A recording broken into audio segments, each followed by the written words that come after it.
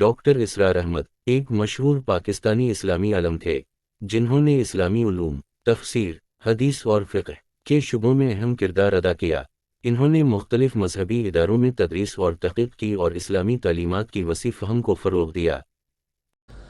اما بعد فاعوذ باللہ من الشیطان الرجیم، بسم اللہ الرحمن الرحیم، الحمد للہ رب العالمین، الرحمن الرحیم، مالک یوم الدین، ایاک نعبد و ایاک نستعین، اہدنا الصراط المستقیم، صراط الذین انعمت علیہم غیر المغضوب علیہم ولا الضالین، آمین۔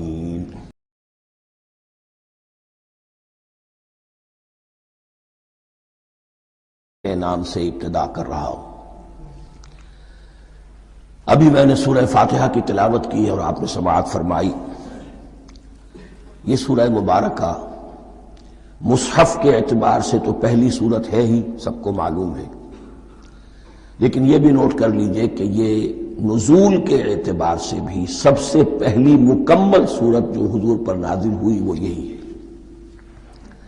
اس سے قبل متفرق آیات نازل ہوئیں، 5 آیتیں سورہ علق کے آغاز میں، کچھ آیتیں سورہ قلم یا سورہ نون کے آغاز میں، کچھ آیتیں سورہ مزمل کی ابتدا کی، کچھ آیتیں سورہ مدثر کے آغاز کی۔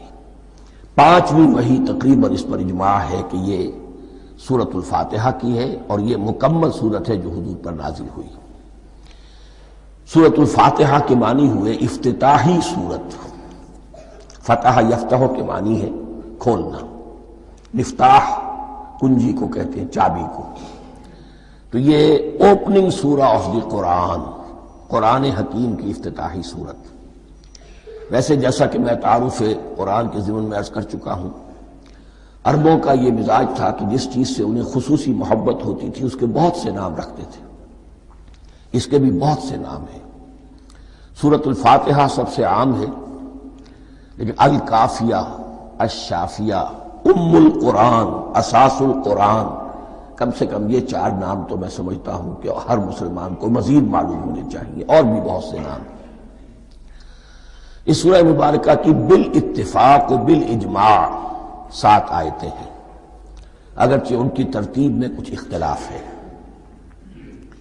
ایک رائے، یہ رائے امام شافعی کی بھی ہے اور بصرہ کے جو قراء تھے ان کی بھی ہے کہ آیت بسم اللہ بھی سورہ فاتحہ میں شامل ہے، اس کا جز ہے۔ وہ اس کو شامل کر کے پھر 7 آیتیں بناتے ہیں، تو آخری جنہیں ہم 2 آیتیں سمجھتے ہیں، صراط الذین انعمت علیہم غیر المغضوب علیہم ولا الضالین، وہ ان کے نزدیک ایک آیت ہے۔ تو گویا کہ نتیجہ یہ نکلا کہ آیتوں کی تعداد 7 ہی رہتی ہے۔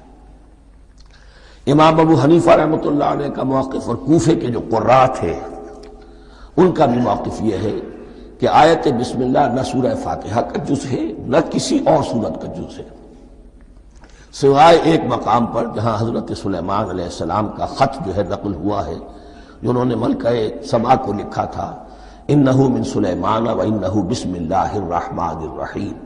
تو قرآن کے متن میں صرف اسی جگہ پر یہ آیت شامل سمجھتے ہیں، باقی یہ صرف علامت کے طور پر کہ یہاں سے ایک نئی سورت شروع ہو رہی ہے درج کی گئی ہے۔ اس سورہ مبارکہ کو الصلاح قرار دیا گیا ایک حدیث میں۔ اس کا جو اسلوب ہے وہ دعا کا ہے، اور دعا کے ساتھ اس کی جو مناسبت ہے، اور پھر اسی کی وجہ سے ہماری نماز کا یہ جزو لا ینفک بنا دیا گیا۔ بلکہ ایک حدیث جو میں آپ کو سناؤں گا اس میں اسی کو نماز قرار دیا گیا، الصلاح یہی ہے۔ ویسے وہ حدیث مبارک موجود ہے، من لم یقرأ بفاتحۃ الکتاب لا صلاۃ لمن لم یقرأ بفاتحۃ الکتاب، جو شخص سورہ فاتحہ کی تلاوت نہیں کرتا اس کی کوئی نماز نہیں۔ اس کے حوالے سے بھی ہمارے ہاں 2 مسلک ہیں، ذکر صرف اس لیے کر رہا ہوں کہ آپ کے علم میں ہو، ان میں کوئی بنیادی فرق نہیں ہے۔ کسی بھی ایک رائے کا انسان قائل اور حامل ہو سکتا ہے بغیر اس کے کہ دوسرے کو بالکل غلط قرار دے، بلکہ یہ کہ اس کے لیے بھی گنجائش اپنے ذہن میں اور اپنے دل میں رکھے۔ تو ایک رائے یہ ہے کہ یہ میں کیا عرض کر رہا تھا، کوئی بھول گیا ہوں.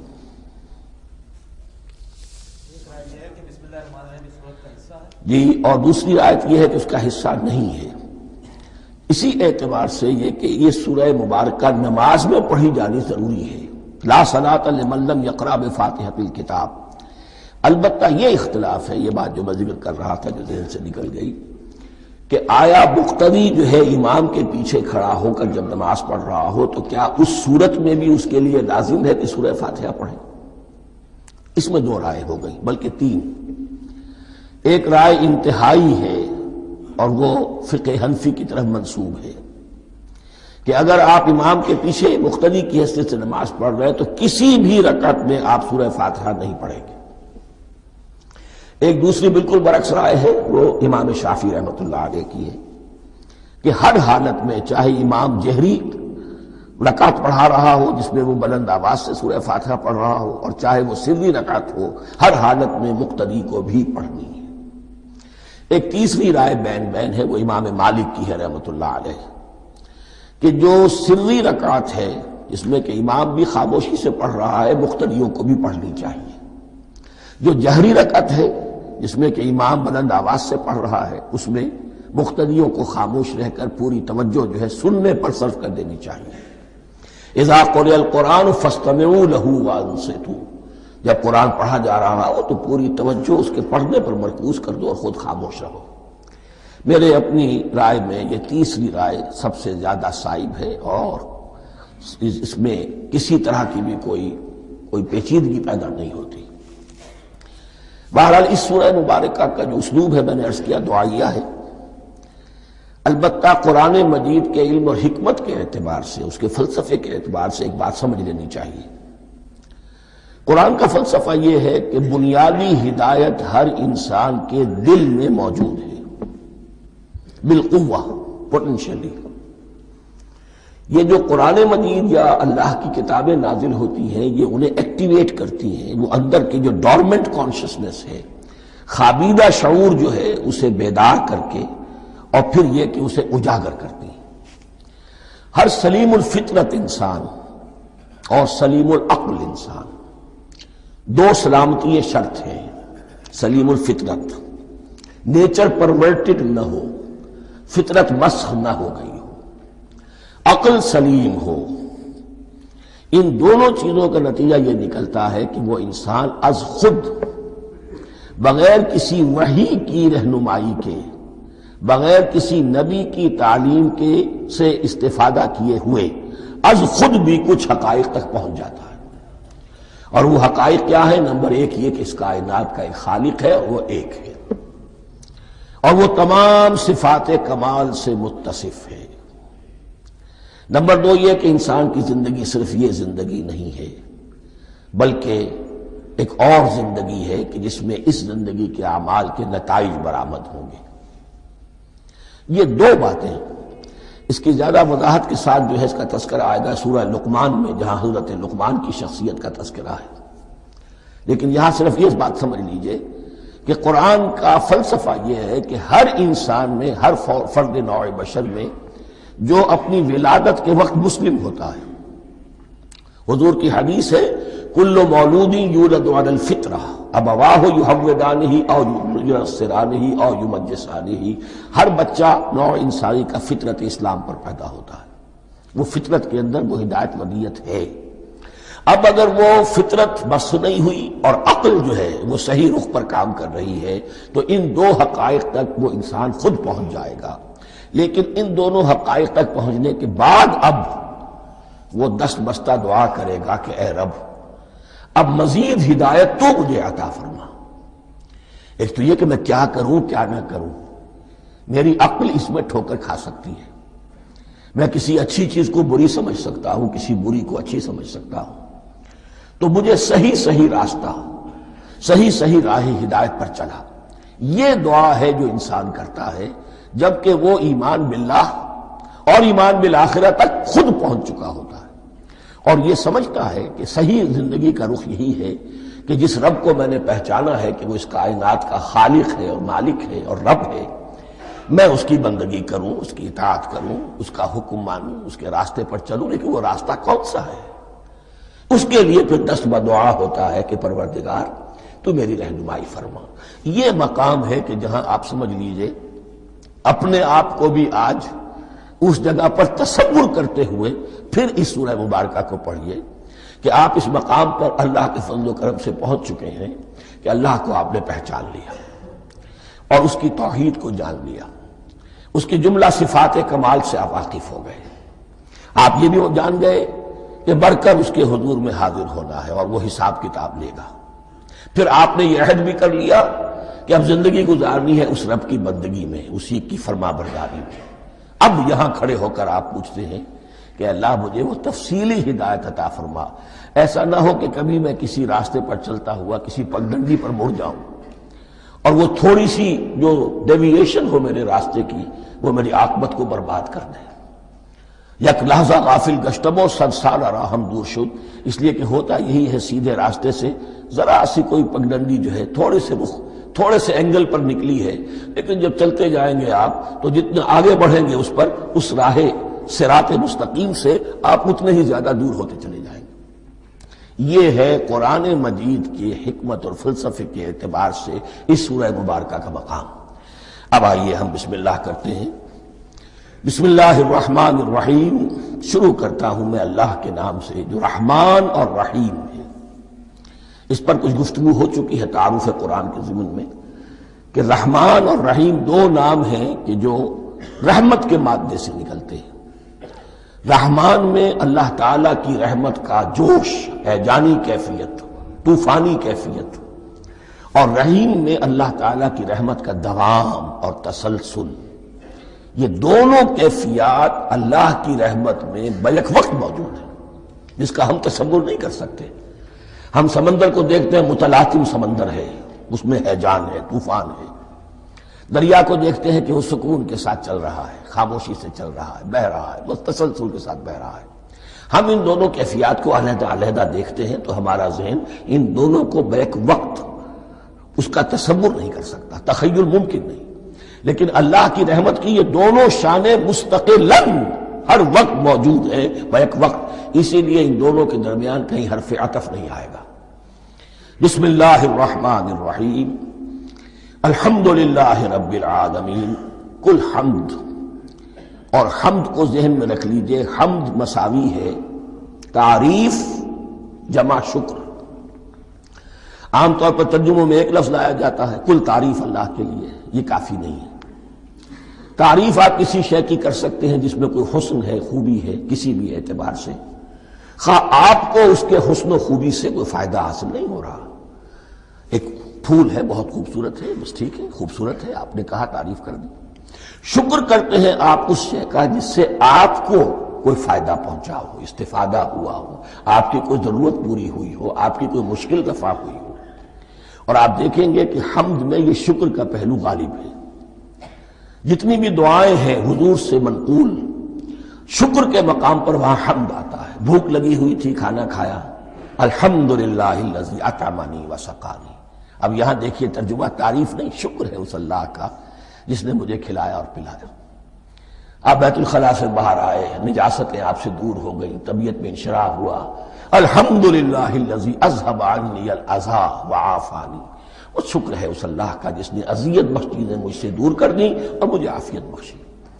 تو یہ الحمدللہ رب العالمین، اللہ تعالیٰ کا حسن و کمال اور حسن و جمال اپنی جگہ بھی اس انتہا کا ہے کہ جتنی تعریف اس کا حق ہے ہم کر ہی نہیں سکتے، لیکن اس کے احسانات اور انعامات ہم پر اتنے ہیں کہ ہم ان کو بھی گن نہیں سکتے۔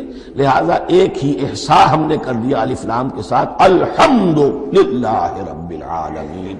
تمام تعریفیں اور کل شکر اللہ کے لیے ہیں کہ جو تمام جہانوں کا پروردگار ہے، رب ہے، مالک ہے۔ رب میں ایک مفہوم ہوتا ہے ربوبیت کا، اور اس میں مفہوم شامل ہوتا ہے تربیت کا، ربیانی صغیرہ۔ تو مالک ہونا اور تربیت دینا، آپ جس شے کے مالک ہوں گے آپ چاہیں گے اس میں بڑھوتری ہو، اس میں اضافہ ہو، وہ نشو و نما پائے۔ تو یہ دونوں چیزیں آپس میں ایک دوسرے کا جڑی ہوئی ہیں، پروردگار بھی اور مالک بھی۔ عام طور پر عربی میں رب کا لفظ مالک کے لیے آتا ہے، رب البیت، رب الدار، رب المال، تو مالک وہاں پر ظاہر بات ہے کہ اس سے مراد کیا ہے؟ مال والا، گھر کا مالک۔ تو کل شکر اور کل تعریف اس اللہ کے لیے ہے جو تمام جہانوں کا مالک بھی ہے اور پروردگار بھی ہے۔ الرحمن الرحیم، رحمان ہے اور رحیم ہے۔ اب دوبارہ اس کی میں وضاحت نہیں کروں گا۔ مالک یوم الدین، یوم دین کا مختار مطلق ہے۔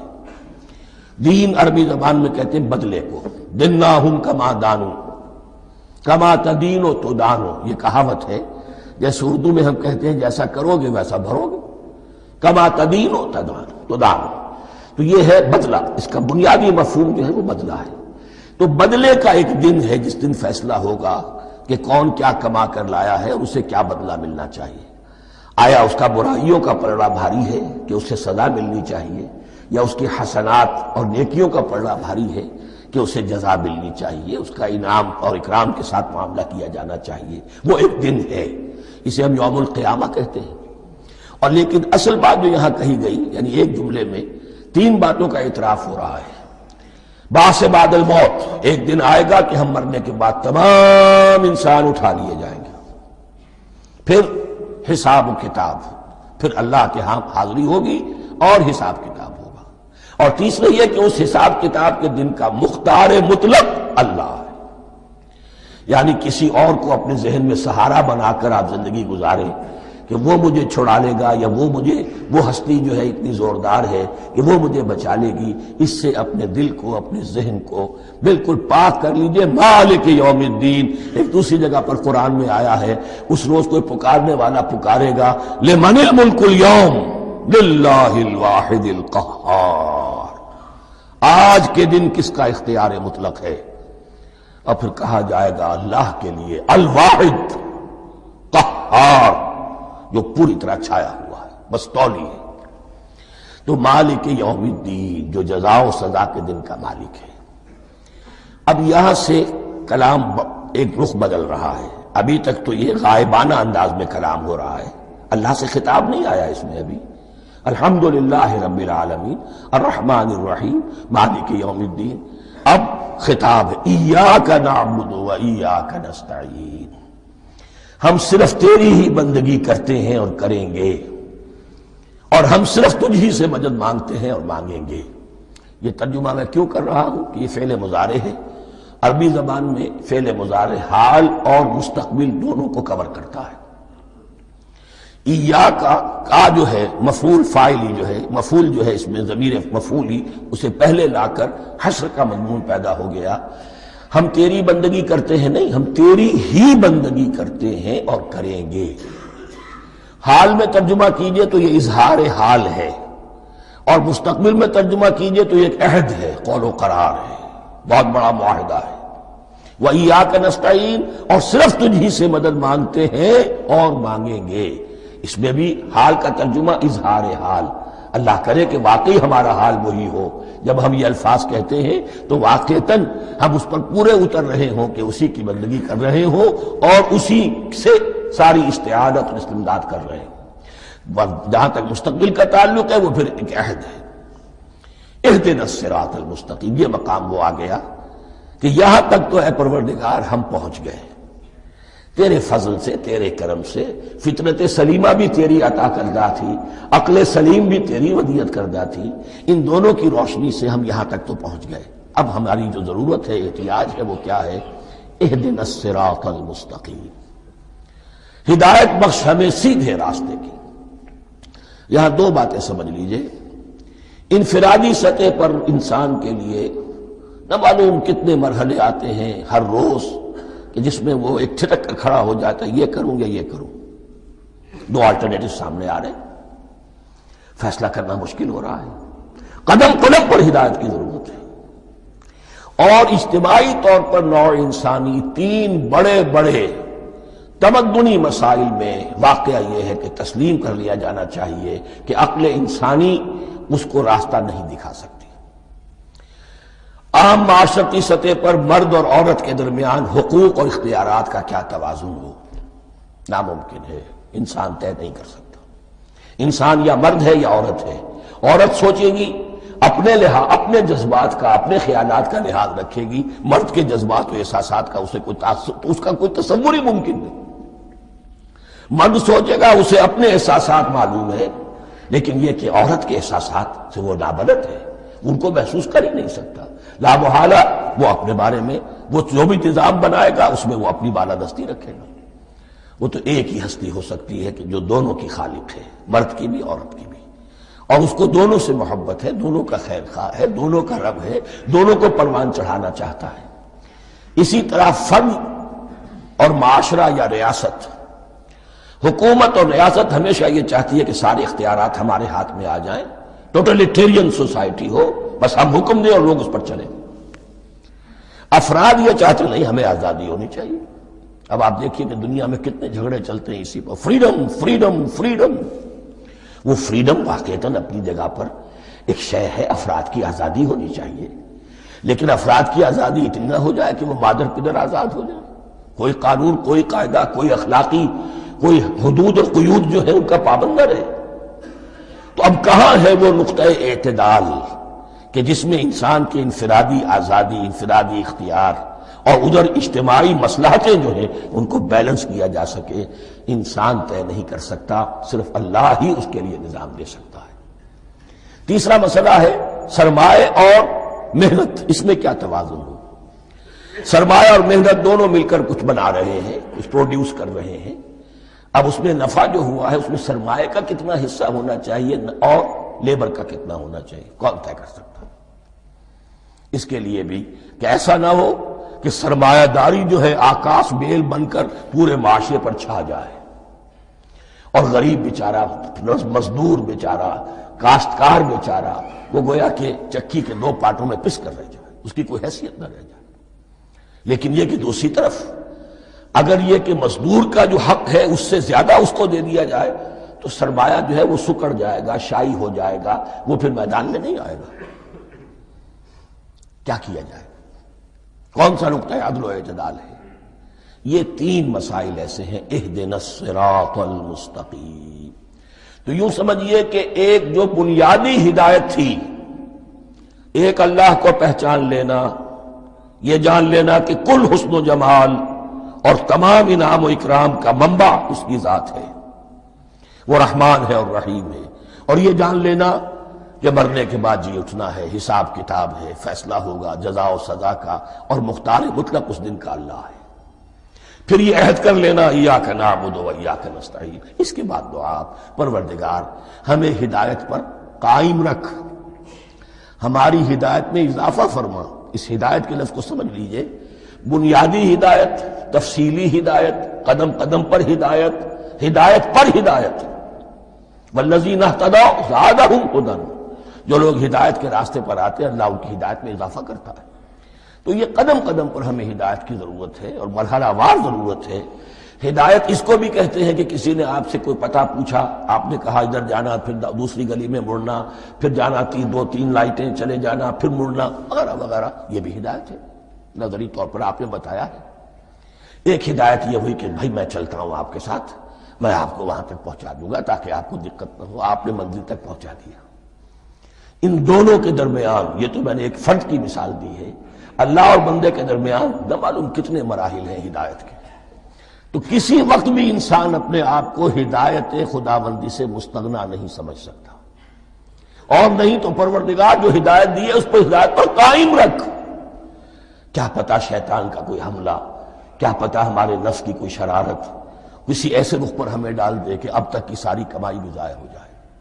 لہذا یہ نہ سمجھیے کہ جب یہ ساری چیزیں ان کو معلوم تھی، ان چیزوں کا تو اقرار کر رہے تو اب ہدایت کون سی مانگ رہے ہیں؟ تو ہدایت کا تو بڑا میدان کھلا ہوا ہے، اور اس ہدایت کی وہ جو میں نے آخری شکل آپ کو بتائی ہے کہ منزل مقصود تک پہنچا دے، یہ ہدایت بھی قرآن مجید میں اس معنی میں بھی لفظ آیا ہے کہ اہل جنت جب جنت میں داخل ہوں گے تو جو ترانہ حمد ان کی زبان پر اس وقت ہوگا وہ کیا ہے؟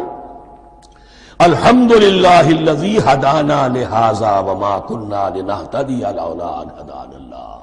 کل شکر اس اللہ کا جس نے ہمیں یہاں تک پہنچا دیا، ہدایت دی یہاں تک پہنچا دیا، اور ہم ہرگز نہ پہنچ پاتے، ہم ہرگز ہدایت یافتہ نہ ہو سکتے اگر اللہ ہی ہمیں ہدایت نہ دیتا۔ اہدنا الصراط المستقیم، سیدھا راستہ، صراط الذین انعمت علیہم، اب اس کی مزید وضاحت ہے، راستہ اس کا ان لوگوں کا جن پر تیرا انعام ہوا۔ یہ کون لوگ ہیں؟ اس کی وضاحت آپ کو ملے گی سورہ نساء میں، من یطع اللہ والرسول فاولئک مع الذین انعم اللہ علیہم من النبیین والصدیقین والشہداء والصالحین۔ چار طبقات ہیں منعم علیہم، جن پر اللہ کا انعام ہوا ہے۔ چوٹی پر انبیاء کرام، اس کے بعد صدیقین کرام، اس کے بعد شہداء عظام، اس کے بعد عام صالح مسلمان، صالح ہو۔ یہ بیس لائن ہے، اس سے اوپر کا درجہ شہداء کا ہے، اس سے اوپر کا درجہ صدیقین کا ہے، اور پھر اس سے اوپر کا درجہ انبیاء کا ہے۔ انبیاء میں سے پھر وہ بھی ہوتے ہیں کہ جو اولو العزم میں من الرسل ہیں، لیکن یہ چار طبقات ہیں، ان کے راستے پر ہمیں چلا۔ غیر المغضوب علیہم ولا الضالین، جو مغضوب علیہم نہیں ہوئے، جن پر تیرا غضب نہیں ہوا، اور غضب ہوتا ہے ان پر کہ جو ہدایت کے واضح ہونے کے بعد ہدایت کو ترک کر دے، وہ ہے مغضوب علیہم۔ جنہیں ہدایت مل گئی ہو، ہدایت کو پہچان لیا ہو، پھر اپنی شرارت نفس کی وجہ سے، اپنی نفسانیت کی وجہ سے، اپنے تکبر کی وجہ سے، اپنے حسد کی وجہ سے وہ اس حق کو رد کر دے، اس کو ترک کر دے، ان پر اللہ کا غضب آتا ہے۔ اور اس میں اس کی بہت بڑی مثال تاریخ کے اعتبار سے یہودی ہے۔ اللہ نے انہیں ہدایت دی، کتابیں عطا کی، تورات، انجیل، زبور، سینکڑوں نبی ان میں مبعوث کیے، 1400 برس تک نبوت کا تار ٹوٹا ہی نہیں، مسلسل۔ ابتدا میں بھی 2 نبی، موسیٰ اور ہارون، اور اختتام پر بھی 2 نبی، عیسیٰ اور یحییٰ علیہ السلام، اور ان کے مابین کوئی لمحہ نہیں آیا ہے تاریخ بنی اسرائیل میں جبکہ کوئی نہ کوئی نبی موجود نہ ہو۔ لیکن انہوں نے اپنی شرارت نفس کی وجہ سے ہدایت تورات سے بھی منہ موڑا، اور پھر سب سے بڑی بات یہ کہ ہدایت محمدی سے، ہدایت قرآنی سے بھی صلی اللہ علیہ وسلم منہ موڑا، وہ ہے مغضوب علیہم ولا الضالین، اور نہ ہی گمراہ ہوئے۔ یہ لفظ جو آتا ہے عربی زبان میں گمراہ کا بھی ہے اور تلاش حق میں بھٹکنے والے کا بھی ہے۔ ایک وہ شخص ہے جس پر حق ابھی واضح نہیں ہوا، وہ تلاش میں ہے، اس کے لیے بھی ضال کا لفظ آئے گا۔ اسی طرح کوئی شخص کسی کے عشق اور محبت میں ایسا ہو جائے، دیوانہ ہو جائے، اس کو بھی ضال کہتے ہیں، یعنی اس کے اوپر جذبات کا اتنا غلبہ ہو گیا ہے کسی کی محبت اور عشق کی بنا پر۔ تو حضور کے لیے یہ لفظ آیا ہے وَوَجَدَكَ ضَالًّا فَهَدَىٰ، اور یہ تو سورۃ الضحیٰ ہے، اکثر بیشتر لوگوں کو یاد ہوگی۔ تو یہ جو ضال کا لفظ ہے، اس میں سمجھ لیجئے ضروری نہیں ہے کہ وہ گمراہ ہو، بلکہ وہ بھی کہ جو ابھی راہ ہدایت کی طلب میں، اس کے حصول کے لیے اس کی تلاش میں کوشاں ہیں، اور وہ بھی کہ جو کسی مغالطے کی وجہ سے حق سے منحرف ہو جائے۔ یہ بھی جان لیجئے کہ ایک ہے بدنیتی، تکبر، حسد، حق کو جان کر پہچان کر رد کر دینا یا چھوڑ دینا یا ترک کر دینا۔ ایک ہے کسی غلطی میں، کسی جذبات کے اندر آ کر، کسی غلو کے اندر مبتلا ہو کر اور حق سے منحرف ہو جانا۔ اس کی جو سب سے بڑی مثال ہے وہ نصارہ ہے، عیسائی ہے۔ حضرت مسیح کو انہوں نے مانا لیکن غلو کیا، یہ لفظ آئے گا آگے، لا تغلو فی دینکم، اپنے دین میں غلو نہ کرو۔ جیسے ہمارے ہاں بھی بعض لوگ ہیں جو حضور صلی اللہ علیہ وسلم کی تعریف میں، حضور صلی اللہ علیہ وسلم کے ساتھ اپنی محبت کے اظہار میں غلو کر جاتے ہیں۔ یہ انتہا درجے کو ہو گیا تھا حضرت مسیح علیہ السلام کے ماننے والوں میں، اور اس کی بنا پر انہوں نے تثلیث کا عقیدہ ایجاد کر لیا اور حضرت مسیح علیہ السلام کو اللہ کا بیٹا بنا دیا۔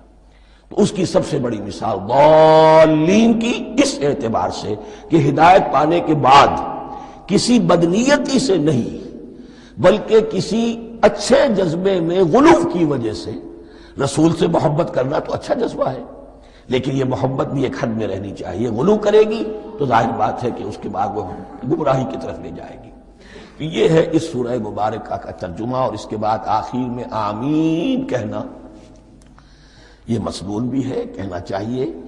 البتہ اختلاف یہاں بھی صرف اتنا ہے کہ نماز میں جب آپ امام کے ساتھ ہیں وہ اگر جہری قرات کر رہا ہے تو آیا اس کے بعد آپ کو بھی بالجہر کہنا ہے آمین یا نہیں کہنا؟ یہ اختلاف ہے، ان میں کوئی فرق واقع نہیں ہوتا، یہ چیز متفق علیہ کہ کہنا ہے آمین۔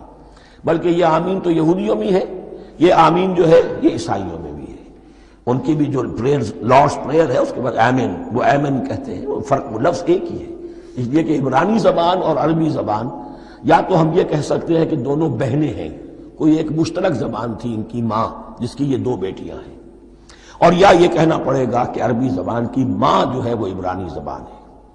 بہرحال بڑا قریبی رشتہ عربی کا اور عبرانی کا ہے، اس اعتبار سے وہ آمین۔ اب آپ کو معلوم ہے ہم السلام علیکم وہ کہتے ہیں، وہ سلام کہتے ہیں، فرق کیا ہے؟ وہ تو تلفظ کا فرق ہے۔ اسی طریقے سے اور بہت سے الفاظ ہیں، میں بعد میں بتا۔ اب میں اس سورہ مبارکہ کے بارے میں خاص حدیث آپ کو سنانا چاہتا ہوں، اور اسی سے در حقیقت جو امام ابو حنیفہ کا موقف ہے رحمۃ اللہ علیہ، اس کی حقانیت مزید مبرہن ہو جائے گی۔ یعنی کیا کہ آیت بسم اللہ سورہ فاتحہ کا جز نہیں ہے، سورہ فاتحہ الحمدللہ رب العالمین سے شروع ہوتی ہے۔ وہ میں آپ کو بتانا بھول گیا کہ جن کے نزدیک یہ سورت کا جز ہے وہ پھر جہری قرات میں بسم اللہ الرحمن بھی بلند آواز سے کہیں گے، اور جن کے نزدیک یہ سورہ فاتحہ کا جز نہیں ہے وہ نہیں کہیں گے، وہ الحمدللہ رب العالمین سے قرات کریں گے۔ تو کوئی فرق نہیں ہے بنیادی۔ یہ حدیث جو ہے یہ مسلم شریف میں ہے اور حدیث قدسی ہے، اس کے راوی حضرت ابو ہریرہ ہے رضی اللہ تعالی عنہ، اور اس حدیث نے اس سورت کے مضامین کا نہایت عمدہ تجزیہ کر دیا ہے۔ حدیث کے الفاظ سن لیجئے، قسمت الصلاۃ بینی و بین عبدی نصفین۔ اللہ تعالیٰ فرما رہے ہیں، حدیث قدسی ہے، میں نے نماز کو، صلاۃ کو اپنے اور اپنے بندے کے درمیان آدھا آدھا تقسیم کر لیا، فنصفها لی ونصفها لعبدی، اس کا نصف جو ہے وہ میرے لیے ہے اور نصف جو ہے وہ میرے بندے کے لیے ہے، ولعبدی ما سأل، اور جو میرے بندے نے مانگا میں اسے دوں گا، میرا وعدہ ہے یا میں نے اسے دیا۔ اس کے بعد اس کی تفصیل آتی ہے، اذا قال العبد، جب بندہ کہتا ہے الحمدللہ رب العالمین، قال اللہ حمدنی عبدی، جب بندہ کہتا ہے الحمدللہ رب العالمین، اللہ فرماتا ہے میرے بندے نے میری حمد کی۔ وَإِذَا قَالَ الرَّحْمَٰنِ الرَّحِيمِ قَالَ اللَّهُ اثْنَىٰ عَلَيَّ عَبْدِي، جب بندہ کہتا ہے الرحمن الرحیم، اللہ فرماتا ہے میرے بندے نے میری ثنا کی۔ وَإِذَا قَالَ مَالِكِ يَوْمِ الدِّينِ قَالَ اللَّهُ تَعَالَىٰ مَجَّدَنِي عَبْدِي، میرے بندے نے میری تمجید بیان کی، میری بزرگی بیان کی۔ اب یہ تین آیتیں ہو گئیں، تینوں میں اللہ کی حمد ہے، ثنا ہے، تمجید ہے، یہ تین آیتیں خالص اللہ کے لیے ہو گئیں۔ اب چوتھی آیت آئی، ایاک نعبد و ایاک نستعین، اس کے بارے میں جب بندہ کہتا ہے اذا قال العبد ایاک نعبد و ایاک نستعین، قال اللہ تعالی ھذا ما بینی و بین عبدی ولعبدی ما سأل، یہ میرے اور میرے بندے کے درمیان ہے۔ یہ تو یوں سمجھیے کہ یہ گرہ لگ گئی ہے میرے اور میرے بندے کے مابین، اس نے مجھ سے قول و قرار کیا ہے، اس نے میری بندگی کا اعتراف کیا ہے، اس نے تسلیم کیا ہے کہ میری ہی بندگی کرتا ہے اور کرے گا، اور مجھ سے مدد چاہیے ہے۔ ھذا ما بینی و بین عبدی، یہ معاہدہ ہے، معاہدہ دو فریقوں کے مابین ہوتا، یہ میرے اور میرے بندے کے مابین ہے۔ وَلِعَبْدِي مَا سَأَلَ، اور میں نے اپنے بندے کو دیا جو اس نے مانگا، وہ میری مدد چاہتا ہے، میری مدد اس کے شامل حال رہے گی۔ فَإِذَا قَالَ، اور جب بندہ کہتا ہے اهْدِنَا الصِّرَاطَ الْمُسْتَقِيمَ صِرَاطَ الَّذِينَ أَنْعَمْتَ عَلَيْهِمْ غَيْرِ الْمَغْضُوبِ عَلَيْهِمْ وَلَا الضَّالِّينَ، قَالَ اللَّهُ تَعَالَى هَذَا لِعَبْدِي وَلِعَبْدِي مَا سَأَلَ، یہ تین آیتیں یہ میرے بندے کے لیے، اهْدِنَا الصِّرَاطَ الْمُسْتَقِيمَ، اسی صراط مستقیم کی وضاحت ہے مثبت، صراط الذین انعمت علیہم، اسی صراط مستقیم کی وضاحت ہے منفی انداز میں، غیر المغضوب علیہم ولا الضالین، یہ سب میرے بندے کے لیے ہے اور میں نے اپنے بندے کو دیا جو اس نے مانگا۔ اس کو میں نے ایک مرتبہ یہ ترازو کی شکل میں اس کو لکھوایا تھا، دیکھیے یہ ایاک نعبد و ایاک نستعین، یہ ہے وہ ترازی کی وہ ڈنڈی۔ واو جو ہے ایاک نعبد و ایاک نستعین، واو جو ہے گویا کہ وہ مٹھ ہے جس سے کہ ترازو کو پکڑا جاتا ہے۔ ادھر ایک پلڑا ہے جس کی 3 آیتیں ہیں، الحمدللہ رب العالمین الرحمن الرحیم مالک یوم الدین۔ اس کا نتیجہ کیا نکلا؟ ایاک نعبد۔ آپ نے شاید یہ سنا بھی ہو، ایک بہت ہی عمدہ قرات کا جو ریکارڈ ہے قاری عبدالباسط عبدالصمد کا، وہ یہیں سے چل کر سورہ فاتحہ کی قرات کر کے ایاک نعبد پر آ کر رکتا ہے۔ الحمدللہ رب العالمین الرحمن الرحیم مالک یوم الدین ایاک نعبد۔ گویا کہ یہاں یہ صورت بالکل ہاف ہو گئی ہے۔ 3 آیتوں میں اللہ کی حمد ہے، ثنا ہے، تمجید ہے، جس کا نتیجہ ہم تیری ہی بندگی کرتے ہیں، تیری ہی اطاعت کریں گے۔ لیکن اب اس کے بعد سوال ایاک نستعین، اسی کی جو استعانت کیا درکار ہے ہمیں؟ ہدایت۔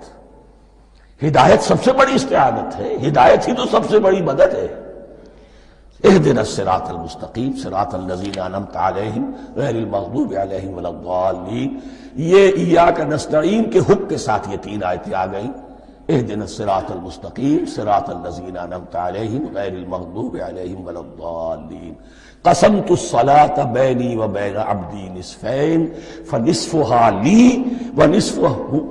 ونصفها لعبدی ولعبدی ما سأل۔ اللہ تعالیٰ اس سورہ فاتحہ کا جو اصل مفہوم ہے وہ بھی ہمارے ذہنوں پر، ہمارے شعور کی سطح پر اسے اجاگر کیے رکھے، ہمیں توفیق دے کہ جب بھی پڑھیں، جب بھی سنیں تو وہ کیفیت اگر ہو جائے۔ اس لیے کہ ایک حدیث ہے کہ الصلاۃ معراج المومنین، نماز تو اہل ایمان کے حق میں معراج کے درجے میں ہے۔ اس حوالے سے ہم یہ سمجھ سکتے ہیں کہ کوئی وقت ایسا آ سکتا ہے کہ انسان کو واقعتاً، روح انسانی واقعتاً اللہ کے یہ جواب سنے۔ انہونی بات نہیں ہے یہ، ہوتا ہے خطاب آخر، اٹھتا ہے حجاب آخر، کرتے ہیں خطاب آخر، یہ تو ہوتا ہے۔ مخاطبہ الہی، یہ تو میں نے عرض کیا کہ ثابت ہے، مخاطبہ، محادثہ اور تحدیث، اللہ بندوں سے کلام کرتا ہے۔